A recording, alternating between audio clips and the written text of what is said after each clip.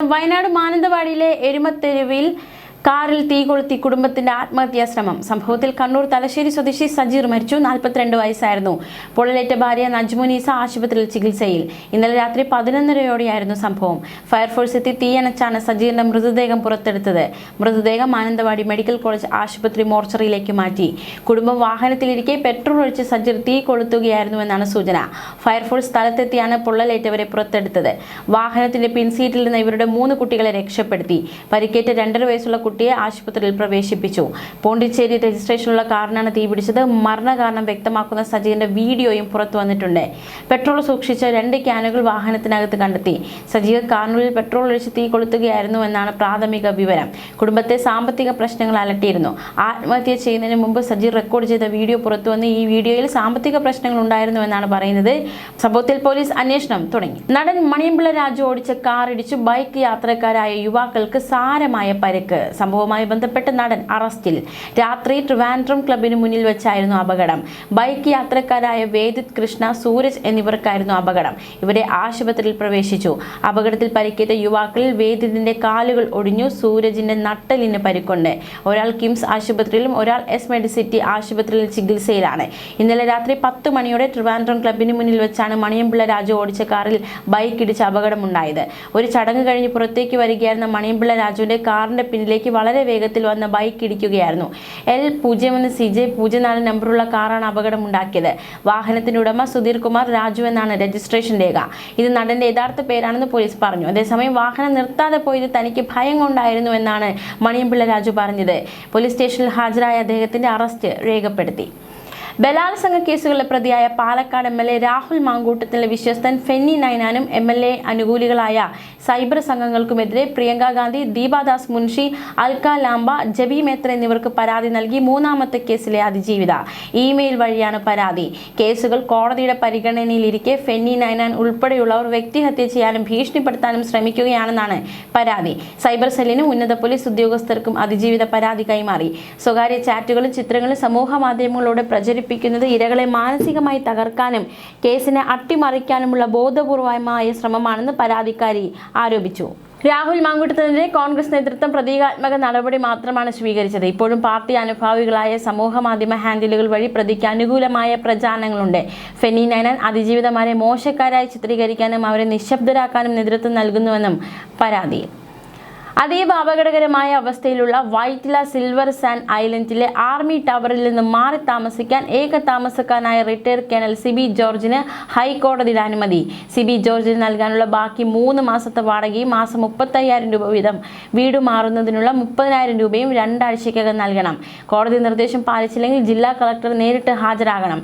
Justice K Natarajan, justice Johnson John എന്നിവരുൾപ്പെട്ട division ബെഞ്ചിന്റേതാണ് ഉത്തരവ്. ആർമി വെൽഫെയർ ഹൗസിംഗ് ഓർഗനൈസേഷൻ നിർമ്മിച്ച സി ടവർ 7 വർഷം മുൻപാണ് ഉടമകൾക്ക് കൈമാറിയത്. എന്നാൽ അധികം വൈകാതെ കെട്ടിടം അതീവ ദുർബലമായി.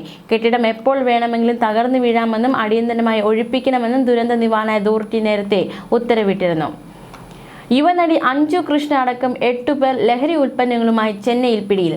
നടി അഞ്ജു കൃഷ്ണയെ കൂടാതെ തമിഴ് സിനിമകളിൽ അസിസ്റ്റന്റ് ഡയറക്ടറായി പ്രവർത്തിച്ചുകൊണ്ടിരുന്ന വിൻസി നിവേദ, യുവാക്കളായ വെങ്കിടേശ്വരൻ, കാർത്തിക് രാജ, യശ്വന്ത് ശ്രീറാം, അൽവി ബിൻഷ എന്നിവരാണ് പിടിയിലായത്. രഹസ്യ വിവരം കിട്ടിയതിന്റെ പശ്ചാത്തലത്തിൽ നടത്തിയ പരിശോധനയിലാണ് സംഘത്തെ പിടികൂടാനായത്. തമിഴ് സിനിമയായ വെള്ളിമലൈ, ജോജു ജോർജ് നായകനായ ആരോ തുടങ്ങിയ സിനിമകളിൽ അഞ്ജു കൃഷ്ണ ശ്രദ്ധേയമായ കഥാപാത്രങ്ങളെ അവതരിപ്പിച്ചിട്ടുണ്ട്. 6 ഗ്രാം മെത്താഫിറ്റമിൻ, 7 ഗ്രാം കഞ്ചാവ്, LSD സ്റ്റാമ്പ്, മൊബൈൽ ഫോണുകൾ എന്നിവയും പോലീസ് പിടിച്ചെടുത്തു. 8 പേരെയും കോടതിയിൽ ഹാജരാക്കി റിമാൻഡ് ചെയ്തു. ലഹരി കേസുമായി ബന്ധപ്പെട്ട പോലീസിന്റെ പിടിയിലായ വിഘ്നേശ്വർ എന്നയാളെ ചോദ്യം ചെയ്തതിലൂടെയാണ് ലഹരി ഇടപാടുകളുമായി ബന്ധപ്പെട്ട കൂടുതൽ വിവരങ്ങൾ കിട്ടിയത്. വെങ്കടേഷ് കുമാർ എന്നയാളിൽ നിന്നാണ് ലഹരി വാങ്ങിയതെന്ന് വിഘ്നേഷിന്റെ മൊഴിയുടെ അടിസ്ഥാനത്തിലാണ് പോലീസ് തുടർ അന്വേഷണം നടത്തിയത്. ലഹരി വാങ്ങാനെന്ന വ്യാജേന പോലീസുകാർ മഫ്തിയിൽ വെങ്കടേഷിനെ സമീപിക്കുകയായിരുന്നു. കടലാമ സംരക്ഷണത്തിന് കേന്ദ്ര സർക്കാർ പ്രത്യേകം പദ്ധതി രൂപവൽക്കരിച്ചതായി കേന്ദ്ര ധനമന്ത്രി നിർമ്മല സീതാരാമൻ പ്രഖ്യാപിച്ചതിനു പിന്നാലെ CPM MP ജോൺ ബ്രിട്ടാസ് ആണ് കേരളത്തിന് കേന്ദ്രം നൽകിയത് ആമയും തേങ്ങയുമാണെന്ന് പരിഹസിച്ചത്. പക്ഷേ കടലാമയെ അമേരിക്ക വളരെയധികം വിലമതിക്കുന്നത് കൊണ്ടാണ് ഇത്തരമൊരു പദ്ധതി കേന്ദ്ര സർക്കാർ നടപ്പാക്കാൻ തീരുമാനിച്ചത്. പരിസ്ഥിതി സംരക്ഷണത്തിൽ ഏറെ മുന്നേറിയ രാജ്യമാണ് അമേരിക്ക എന്നതിനാൽ അവിടുത്തെ പരിസ്ഥിതി വിദഗ്ധർ കടലിലെ മത്സ്യം പിടിക്കുമ്പോൾ മറ്റു ജീവികൾക്ക് യാതൊരു പരിക്കും പറ്റരുതെന്ന് നിർബന്ധമുള്ളവരാണ്. 2019 മുതൽ കടലാമകളെ സംരക്ഷിക്കുന്നില്ല എന്നതിൻ്റെ പേരിൽ കേരളത്തിൽ നിന്നുള്ള ചെമ്മീനിന് അമേരിക്ക വിലക്ക് ഏർപ്പെടുത്തിയിട്ടുണ്ട്. കടലാമ സംരക്ഷണ കേന്ദ്രം വരുന്നതോടെ ചെമ്മീൻ കയറ്റുമതിയിൽ അമേരിക്ക ഉൾപ്പെടെയുള്ള വികസിത രാജ്യങ്ങൾ കാണിക്കുന്ന വിമുഖത മാറും. ഇത് കേരളത്തിലേക്ക് കൂടുതൽ വിദേശ നാണ്യം എത്തിക്കും. കേന്ദ്ര ബജറ്റിൽ പ്രഖ്യാപിച്ച കടലാമ സംരക്ഷണ കേന്ദ്രം കിട്ടുകയാണെങ്കിൽ കേരളത്തിന് 2 തരത്തിൽ നേട്ടമാകുമെന്നാണ് ഈ രംഗത്തെ വിദഗ്ധർ ചൂണ്ടിക്കാട്ടുന്നത്. കോൺഗ്രസ് പാർട്ടി തന്റെ ശവക്കുഴിക്ക് ആഗ്രഹിക്കുന്നു, എന്നാൽ തനിക്ക് ജനങ്ങളുടെ പ്രാർത്ഥനയുണ്ടെന്ന് പ്രധാനമന്ത്രി നരേന്ദ്രമോദി. രാജ്യസഭയിൽ രാഷ്ട്രപതിയുടെ നയപ്രസംഗത്തിന്റെ നന്ദി പ്രമേയ ചർച്ചയിൽ മറുപടി പ്രസംഗം നടത്തുകയായിരുന്നു മോദി. മോദി തേരി ഖബർ ഗുദേഗി എന്നാണ് അവർ മുദ്രാവാക്യം മുഴക്കുന്നത്. അവർ അത് സ്വപ്നം കാണുന്നു, ജനാധിപത്യത്തെക്കുറിച്ച് സംസാരിക്കുന്നു, മൊഹബത്ത് കി ദുക്കാൻ എന്ന സൈൻ ബോർഡുകൾ അവർ സ്ഥാപിക്കുന്നു. പൊതുജീവിതത്തിൽ അത്തരം വിദ്വേഷം സൂക്ഷിക്കുന്നുണ്ടോ? അവരുടെ സർക്കാർ മുമ്പ് ഒരു റിമോട്ടിലൂടെ പ്രവർത്തിച്ചിരുന്നു. എൻ്റെ സർക്കാരും ഒരു റിമോട്ടിലൂടെയാണ് പ്രവർത്തിച്ചത്. 140 കോടി ജനങ്ങളാണ് എൻ്റെ റിമോട്ടുകളെന്നും പ്രധാനമന്ത്രി പറഞ്ഞു. എന്നാൽ കോൺഗ്രസ് രാജ്യത്തെ ജനങ്ങളെ തന്നെയാണ് പ്രശ്നമായി കണക്കാക്കുന്നത്. എന്നിട്ടും താൻ രാജ്യത്തിനും ലോകത്തിനും മുന്നിൽ പറഞ്ഞിട്ടുണ്ട്, എത്ര വെല്ലുവിളികൾ ഉണ്ടായാലും നമ്മുടെ പക്കൽ 140 കോടി പരിഹാരങ്ങളുണ്ട് എന്ന്. BJP നേതാവ് രവ്നീത് സിംഗ് ബിട്ടു ഒരു സിഖുകാരനായതിനാൽ രാഹുൽ ഗാന്ധി അദ്ദേഹത്തെ രാജ്യദ്രോഹി എന്ന് വിളിച്ചുവെന്നും ഇത് കോൺഗ്രസിന്റെ സിഖ് വിരുദ്ധ മനോനിലയെ കാണിക്കുന്നുവെന്നും പ്രധാനമന്ത്രി കുറ്റപ്പെടുത്തി. UPA-യുടെ ഭരണകാലം രാജ്യത്തെ ബാങ്കിംഗ് സംവിധാനത്തെ തകർച്ചയുടെ വക്കിലെത്തിച്ചുവെന്നും 2014 മുമ്പ് രാഷ്ട്രീയക്കാർ വായ്പ വിതരണത്തെ സ്വാധീനിക്കാൻ വിളിക്കുന്ന ഒരു ഫോൺ ബാങ്കിംഗ് സംസ്കാരം നിലവിലുണ്ടായിരുന്നുവെന്നും മോദി പറഞ്ഞു. തൽഫലമായി ശരിയായ വിലയിരുത്തലിന് പകരം ഈ ഫോൺ വിളികളുടെ അടിസ്ഥാനത്തിലാണ് പലപ്പോഴും വായ്പകൾ അനുവദിച്ചിരുന്നത്. ദരിദ്രർക്ക് പലപ്പോഴും വായ്പ നിഷേധിക്കപ്പെട്ടു. ജനസംഖ്യയുടെ ഏകദേശം 50% പേർക്ക് ബാങ്ക് അക്കൗണ്ടുകൾ പോലും ഉണ്ടായിരുന്നില്ല. കോൺഗ്രസ് രാഷ്ട്രീയക്കാരുടെ ശുപാർശ പ്രകാരം പണം ഒരിക്കലും തിരിച്ചടയ്ക്കാത്ത വ്യക്തികൾക്ക് ദശലക്ഷക്കണക്കിന് വായ്പകൾ നൽകി. UPA കാലഘട്ടത്തിൽ ഇത് ബാങ്കിംഗ് സംവിധാനത്തെ തകർച്ചയുടെ വക്കിലെത്തിച്ചുവെന്നും മോദിയുടെ വിമർശനം. ഓരോ നിമിഷവും രാഷ്ട്രത്തിനായി ജീവിക്കുകയും രാഷ്ട്ര സേവനത്തിനായി സ്വയം സമർപ്പിക്കുകയും വേണമെന്ന് RSS സഹസർ കാര്യവാഹ് അരുൺകുമാർ ഇറോയിസംബയിലെ കാർഷിക കോളേജ് ഓഡിറ്റോറിയത്തിൽ സംഘം സേവനത്തിന്റെ 100 വർഷങ്ങൾ എന്ന വിഷയത്തിൽ സംഘടിപ്പിച്ച യുവസംവാദത്തിൽ സംസാരിക്കുകയായിരുന്നു അദ്ദേഹം. ഭാരതം ജീവനുള്ള നാഗരികതയാണ്. ഇടമുറിയാത്ത സാംസ്കാരിക തുടർച്ച കൊണ്ട് സമാനതകളില്ലാത്തതാണ് അതിൻ്റെ പാരമ്പര്യം.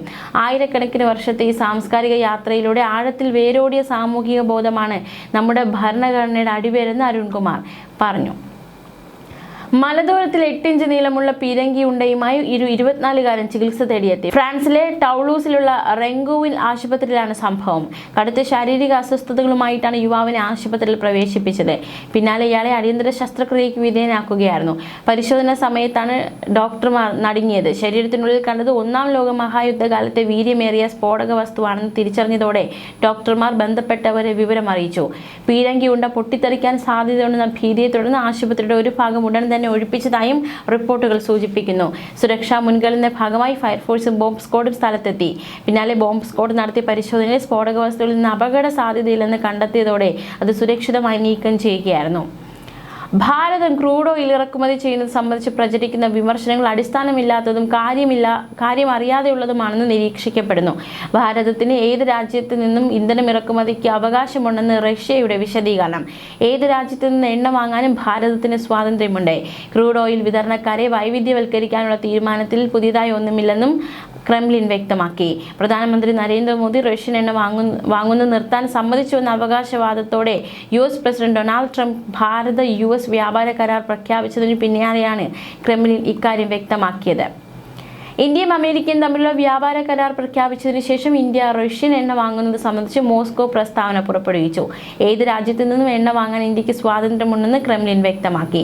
US പ്രസിഡന്റിന്റെ അവകാശവാദം നിരസിച്ച ക്രെംലിൻ വക്താവ് ദിമിത്രി പെസ്കോവ് അസംസ്കൃത എണ്ണ വിതരണം വൈവിധ്യവൽക്കരിക്കൽ ഇന്ത്യയുടെ തീരുമാനത്തിൽ പുതിയതായി ഒന്നുമില്ലെന്ന് പറഞ്ഞു. നേരത്തെ ഇന്ത്യ ഇനി റഷ്യയിൽ നിന്ന് എണ്ണ വാങ്ങില്ലെന്ന് US പ്രസിഡന്റ് ട്രംപ് അവകാശപ്പെട്ടിരുന്നു.